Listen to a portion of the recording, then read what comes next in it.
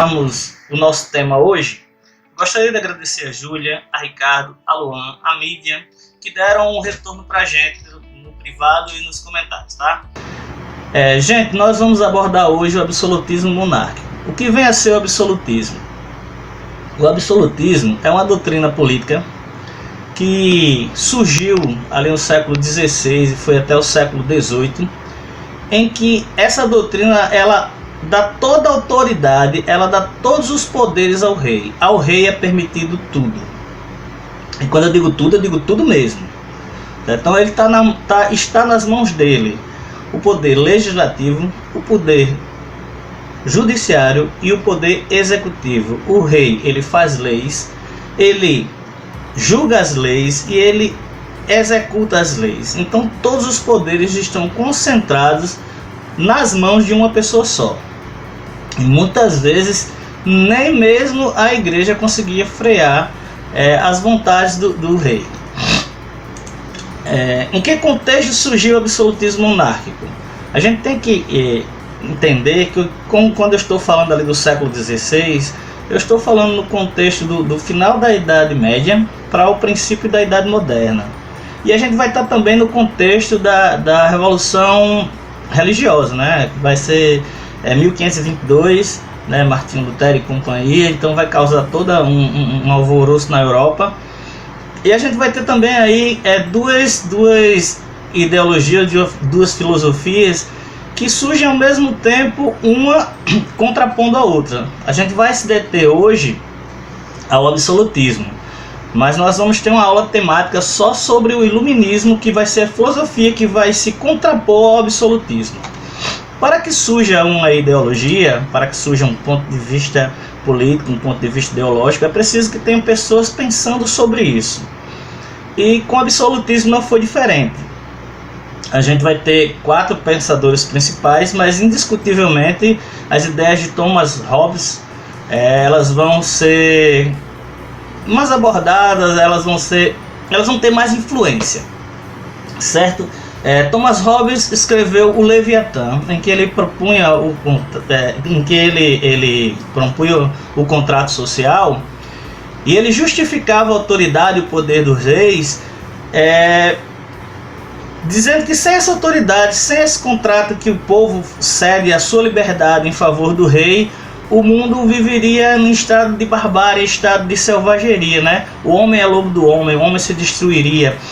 Ao homem é intrínseco o individualismo, ao homem é intrínseco a pensar primeiro nele. Então é preciso que houvesse um contrato social em que o povo se submetesse à vontade de um homem para que o ser humano não se destruísse, né? Nós vamos ter outros pensadores bastante influentes, inclusive até nos dias de hoje. A gente vai ter Nicolau Maquiavel, né, que escreveu O Príncipe, que a gente pode com certeza falar que foi o primeiro contrato, foi o primeiro tratado político, né? Inclusive hoje é livro de cabeceira de alguns políticos.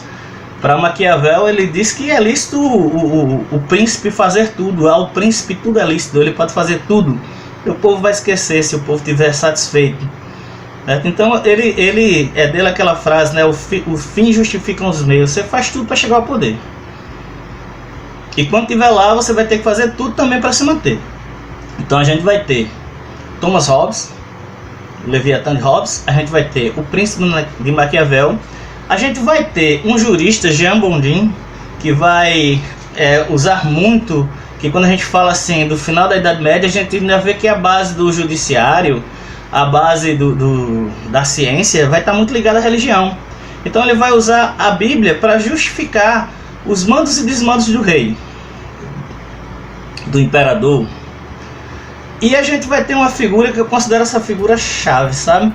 Jacques de Busset, um bispo francês, que ele também usa a Bíblia para justificar a autoridade do rei. A teoria do direito divino. O que seria isso? O seguinte, para Jacques de Busset, o homem ele pode escolher os amigos, ele pode escolher em quem vai trabalhar, ele tem várias escolhas na vida, mas ele não vai escolher aonde ele vai nascer. E se aquela pessoa nasceu em berço nobre, ela foi escolhida por Deus para ser rei. porque não foi da vontade dele nascer ali, Deus pegou e colocou ele. Então se eu for contra aquele homem, eu estou indo contra a vontade de Deus. Em outras palavras, eu estou dizendo que quem é pobre está lascado, meu filho, porque não tem saída não. Você nasceu rico, vai morrer rico. Se você nasceu pobre, você vai morrer pobre, não tem outra salvação.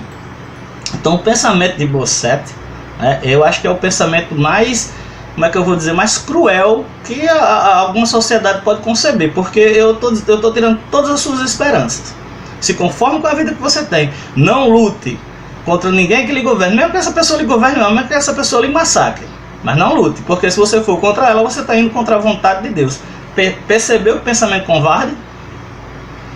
Aquela pessoa que diz que não se mistura religião e política, ou ela está lhe enganando, ou ela é uma pessoa de muita má fé. Porque assim, religião e política, elas sempre estão ligadas. O cara diz, olha, eu estou falando em nome de Deus. Mas quem é que vai contra essa pessoa? Me diga. Entendeu? Então quando os pensadores iluministas vão surgir lá na frente, eles vão se contrapor justamente a essa ideia. Eles vão tecer duras críticas à igreja por causa disso aí. Certo? Então, preste atenção que um pensamento não surge do nada, né? Ele tem pessoas que defendem esse pensamento e esse pensamento ele vai criar raízes de alguma forma no cenário político, no cenário religioso.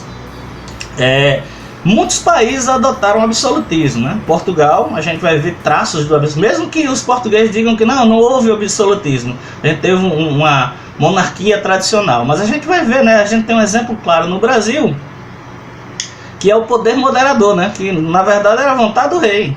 Eu tenho o executivo, o legislativo, o judiciário, e eu tinha o poder moderador na figura de Dom Pedro, né? Então isso caracterizava claramente que era uma monarquia absolutista.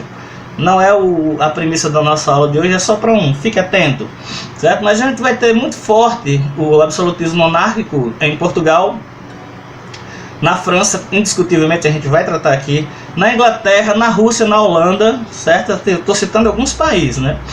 E hoje nós ainda temos países que adotam o absolutismo, né? Eu vou citar alguns para vocês aqui que eu anotei justamente para não esquecer. E novamente vou frisar aqui, estou citando alguns. Emirados Árabes Unidos, Estado da Cidade do Vaticano, Estado do Catar, Sultanato de Omã, Reino de Bahrein, ou Benin, Reino de Eswatini, certo? Esses foram alguns que eu citei que ainda hoje, adotam o absolutismo monárquico. Mas você vai dizer, professor, mas o Vaticano é um absolutismo monárquico? É, porque, primeiro, quem elegeu o Papa? O Papa não é eleito de Deus? Segundo, alguma coisa impede o Papa de fazer alguma coisa que ele queira? Tem alguma lei que proíba isso? Se a palavra dele está acima da lei, então é um absolutismo, certo? Então, gente, eu espero que vocês tenham gostado da aula. E só para frisar, entendam, absolutismo, ele é uma doutrina política, certo? Ela é uma doutrina política que concede todos os poderes na mão de um governante. O governante vai fazer lei, o governante vai executar lei e o governante vai julgar leis. Entenderam isso? Então a palavra absoluto já diz tudo, poder absoluto, certo, gente? Eu espero realmente que vocês tenham gostado. E vamos preparar, na próxima aula eu espero falar sobre iluminismo. A gente vai ver se tem tempo para organizar aqui a nossa vida e trazer para vocês uma aula boa, tá, gente? Então, saudades, espero ver vocês na próxima, tá?